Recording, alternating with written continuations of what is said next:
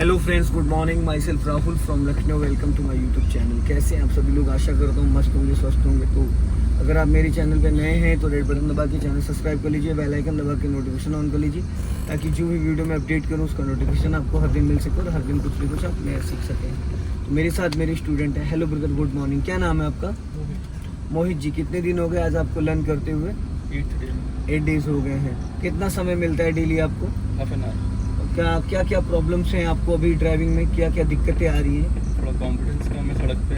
तो वो क्यों कम है? किस वजह से? रीज़न यही है कि थोड़ा मतलब रोड फियर है और थोड़ा डर लगता है। डर लगता है, घबराहट है, डर है। ओके, तो दोस्तों आज मैं इनको लेके आया हूँ सिंगल रोड पे। तो देखिए सिंगल रोड पे मैं इनको क्या सिखाने वाला हूँ। सबसे पहली चीज़ तो देखिए, ये रोड एक बिगिनर के लिए बहुत टफ है। जो बिगिनर बंदा है उसके लिए बहुत ज़्यादा टफ है, क्योंकि इस रोड की चौड़ाई 8 से 10 फीट है। 8 से 10 फीट है। और इस रोड पे अगर आप लेफ्ट और राइट में देखोगे तो लेफ्ट और राइट में 2-2, 3-3 फीट के बड़े बड़े खड्डे हैं बारिश की वजह से, लेफ्ट और राइट में।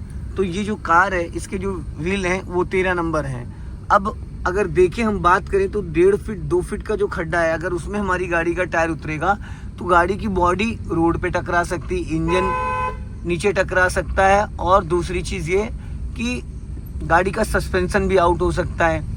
तो ऐसी कंडीशन में हमें क्या करना है, जैसे कि सपोज अब देखो सामने से बाइक आ रही है, तो आपको क्या करना है मोहित जी, जैसे ही कोई ऐसा व्हीकल आए, 2 व्हीलर 4 व्हीलर, आपको सबसे पहली चीज़ तो क्लच और ब्रेक पे पैर रखना है।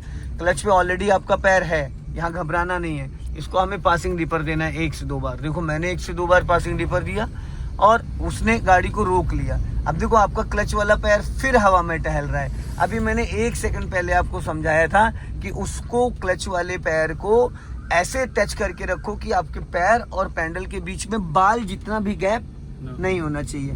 अगर आपने उसको हवा में रखा तो मतलब ही नहीं है, आपको टच फील ही नहीं आ रहा है, फिर उसका कोई मतलब ही नहीं कि आपने उसको पैर रख रखा है। समझ रहे हैं? वो पैर जो आपका है वो पैडल पे पूरा टच होना चाहिए। 1 से 2% आप अगर क्लच पे पैर रख भी लोगे, दबा भी दोगे, तो उससे फर्क नहीं, क्योंकि क्लच हल्के पैरों से नहीं दबता है। तो आप ये अपने माइंड से गलतफहमी निकाल दीजिए कि क्लच मेरा दब जाएगा। लेकिन अगर मोहित जी आप उसको टच नहीं करेंगे तो आपको क्लच का अंदाजा नहीं मिलेगा, जजमेंट नहीं मिलेगा। अब सामने देखो बंदा जा रहा है, आपको क्या करना है, ओवरटेकिंग के टाइम राइट वाला पैर ब्रेक पे रख लो। इसलिए ब्रेक पे रखना जरूरी होता है कि कहीं ऐसा ना हो सामने वाला जरा सा भी लेफ्ट या राइट हो जाए और हम गाड़ी संभाल ना पाए। तो ये मैं आपको बिफोर बता रहा हूँ, समझ रहे? दूध का जला हुआ इंसान छाछ भी फूक फूक के पीता है। तो आपको पहले से इतना ज्यादा रोड फीवर है, डर है, घबराहट है कि आप ज्यादा घबरा जा रहे हो। तो इसलिए क्या करना है, हर चीज को बिफोर प्लान करना है। अब सामने 2 बंदे जा रहे हैं, अब इनको आपको लॉन्ग हॉर्न प्रेस करना है। हाँ देखो उतर गए नीचे। अब आपको क्या करना है, जब ओवरटेक कर रहे हो उस टाइम आपका राइट वाला पैर ब्रेक पे होना चाहिए। ब्रेक लेना नहीं है, एज ए इमरजेंसी। अब सामने से देखो 2 बाइकें आ रही हैं, आपका पैर ब्रेक पे होना चाहिए। इसलिए ब्रेक पे होना जरूरी है कि अगर इन केस गाड़ी आपकी नहीं संभल रही, कुछ नहीं, तो आप कम से कम ब्रेक तो पूरा दबा दोगे। अब जैसे ही पूरा ब्रेक दबाओगे क्या होगा, गाड़ी रुक जाएगी, इंजन बुझ जाएगा और गाड़ी रुक जाएगी, बशर्ते झटके से रुकेगी। रोकने का तरीका वो नहीं है, लेकिन फिर भी गाड़ी आपकी रुक जाएगी। और जब इंजन ही बुझ जाएगा तो एक्सीडेंट का कोई मतलब नहीं है। और एक चीज और, जब ऐसी कंडीशन, अभी देखो तुरंत आप एक्सेलेटर पे लेके चले गए और वो गाड़ी पासिंग डिपर दिया। माय डियर, अभी उसको क्रॉस कहाँ किया था आपने उसको क्रॉस तो किया ही नहीं ना। तो फिर रीजन ही क्या था? पहले उसको कम से कम निकलने तो देते हैं। अभी गलती से अगर आपसे एक्सेलेटर दब जाता तो राइट का सिग्नल दीजिए नीचे को। अब यहाँ पे देखिए नीचे डाउन हिल है, ठीक है? अब आपको क्या करना है भाई, ब्रेक पे पैर रख लो। थोड़ा सा वो चढ़ाई थी। अरे ऐसी 10 गुना चढ़ाई ये चढ़ जाएगी, 10 गुना। अब यहीं से राइट चलना है, फुल क्लच दबाओ और हल्का सा ब्रेक लेके राइट टर्न करो। अब टर्न करो, हाँ बस, इससे ज्यादा नहीं। अब स्टीयरिंग सीधी करो, हाँ बस। आप जिस चढ़ाई की बात कर रहे हो इसके 4 गुना चढ़ाई बिना एक्सीलेटर चढ़ जाती है, बिना एक्सीलेटर। 4 व्हीलर है, 1080 सीसी का इसका इंजन है, 4 सिलेंडर की गाड़ी है। छोटे मोटे स्लोपिंग इसके लिए मायने नहीं होते हैं, बशर्ते आपको उसके बारे में टेक्निकल नॉलेज लेना पड़ेगा। थ्योरी पहले अच्छे से समझनी पड़ेगी।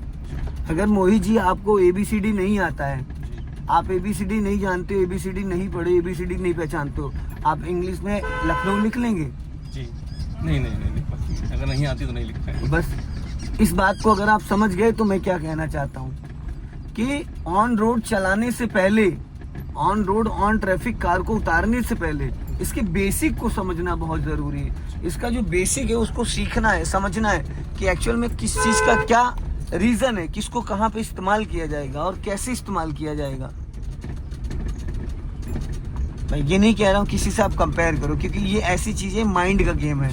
ये माइंड का गेम है, किसी को हफ्ते में आती है और किसी को महीना भी लग जाता है, किसी को 2 महीने भी लग जाते हैं। लेकिन अगर सही तरीके से गाइडेंस दी जाए, अब यहाँ पे फर्स्ट गियर कर लीजिएगा क्योंकि देखो स्लूपिंग है, पहला गियर करिए, हाँ, और क्लच को छोड़ दीजिए, क्लच रिलीज कर दो, आपकी एड़ी हवा में उठ जाती है और कुछ मत करिएगा, अपने आप चढ़ जाएगी, अपने आप चढ़ जाएगी, आप कुछ भी मत करिएगा, अपने आप चढ़ जाएगी। चढ़ गई, कुछ सीखने को मिला आपको। जो आपके दिमाग में एक गलतफहमी थी, जो आपके दिमाग में भी एक गलतफहमी थी वो निकली। इसके अकॉर्डिंग वो कितना चढ़ाई थी, 1% भी नहीं थी। अभी एकदम ये खड़ी चढ़ाई थी और कम से कम 4 फीट की चढ़ाई थी, 4 से 5 फीट की, और बिना एक्सीलेटर चढ़ गई। इसको पासिंग डीपर दो, हल्का राइट रखो, बस जाने दो धीरे धीरे। हाँ, अब यहाँ पे रोक लो, फुल क्लच देन ब्रेक, चलो राइट रखो, थोड़ा सा राइट, अपना लेफ्ट आ जाओ, लेफ्ट चलो, जाओ धीरे धीरे, और लेफ्ट आओ थोड़ा सा, जाओ धीरे धीरे, अभी सीधी करो फटाफट, चलो। पता है आपके साथ एक प्रॉब्लम क्या आ रही है, आपको कॉन्फिडेंस आ ही नहीं पा रहा है। अब देखो फिर क्लच वाला पैर आपने हवा में रख लिया। मैं एक एक बात को आपको ना 50-50 बार टोकता हूँ और 51 बार आप फिर वही गलत कर देते हो। आपके साथ ये इशू आ रहा है। बाकी स्टूडेंट क्या होते हैं, जैसे किसी को 10 बार 11 बार 20 बार एक चीज बताई तो फिर उसके बाद उनको वो चीज समझानी नहीं पड़ती, राइट का सिग्नल दो। अब आपके साथ क्या है, पिछले में 1 हफ्ते से उन्हीं सब चीजों को रिमाइंड कर रहा हूँ। सीधी कर लीजिए फटाफट, जरूरत से ज्यादा घुमा दिया आपने स्टीयरिंग, और स्टीयरिंग घुमाने के साथ साथ पता आपके साथ एक कमी क्या है, आप स्टीयरिंग ही देखते रहते हो। रात में कैसे देखोगे स्टीयरिंग, तब तो एक व्यक्ति को टॉर्च लेके बैठना पड़ेगा आपके साथ। अरे मेरे भाई, तो आप तो आदत अपनी गलत डाल रहे हो ना, तो रात में कैसे चला पाओगे गाड़ी आप। फिर तो आपको स्टीयरिंग देखने के लिए वो चाहिए लाइट। ये देखो फिर आपने क्लच वाला पैर हवा में रख लिया, 1 सेकंड में भूल जाते हो भाई। राइट का सिग्नल दीजिए,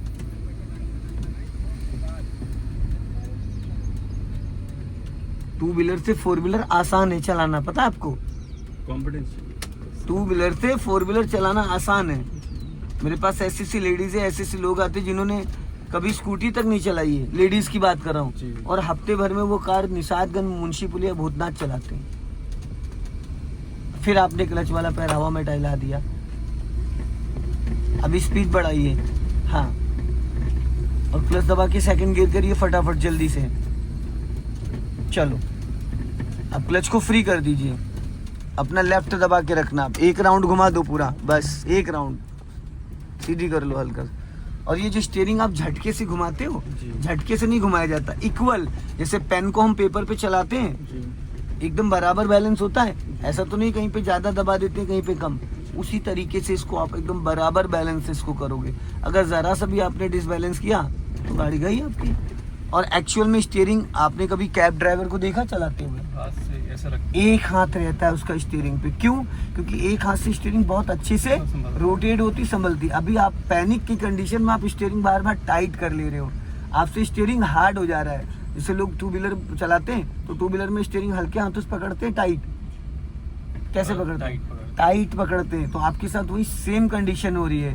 पैनिक कंडीशन में घबराहट की वजह से बार बार स्टीयरिंग आपका टाइट हो जा रहा है, और टाइट होने के कारण वो स्टीयरिंग जो एकदम इशारों में घूमता है तो वो पहाड़ हो जाता है, वो पहाड़ हो जाता है, क्योंकि वो आपने इतना ज़्यादा उसको टाइट कर लिया कि वो हिल ही नहीं रहा है, और जो इशारों से घूमता है स्टीयरिंग। बस ये चीज़ें हैं, इसको आपको समझना है भाई। उसमें इतना लाइटली हाथ रखना है जैसे कि मक्खन जैसा घूमता है स्टीयरिंग। फिर देखो क्लच वाला पैर आपने कुतुब मीनार की तरह ऊपर उठा लिया, 1-1 सेकंड में आप ब्लैंक हो रहे हैं। अब जैसे ये 1-1 चीज़ मैं तो आपको बता दे रहा हूँ, जरूरी थोड़ी कि हर ट्रेनर आपको 1-1 चीज़ गाइड कर पाएगा। अब हाफ क्लच छोड़िए, गाड़ी गियर में एक्टिव हो गई,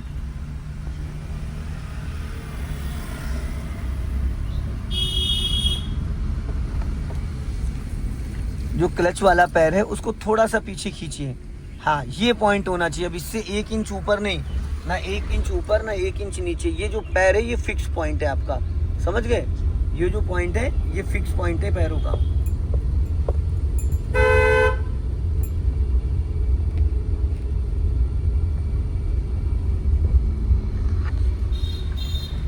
एक्सीलेटर और ब्रेक और क्लच, ये तीनों पैडल का जो एक्सीलेटर ब्रेक जो होता है डियर, वो इतना लाइट होता है कि आपको उसको वी शेप में चलाना है, इतना लाइट होता है। क्लच क्या है ना, क्लच के अंदर प्रेशर प्लेटें होती हैं, अगर आप उसको हल्के पैर से दबाओगे तो वो नहीं दबेगा। तो अगर आप अपने पैर को ढीला भी छोड़ दोगे क्लच पे तो क्लच दबेगा नहीं। जैसे आप मेरे से कह रहे थे कि ऐसा ना हो क्लच दब जाए, हल्का राइट रखो, राइट। चलो बढ़ा लीजिए, बढ़ा लो। अब देखा क्या गलती, किसकी गलती है यहाँ बताइए? गलती उस होंडा सिटी वाले की है, उसने बिना सिग्नल के अचानक सडन बढ़ा दिया।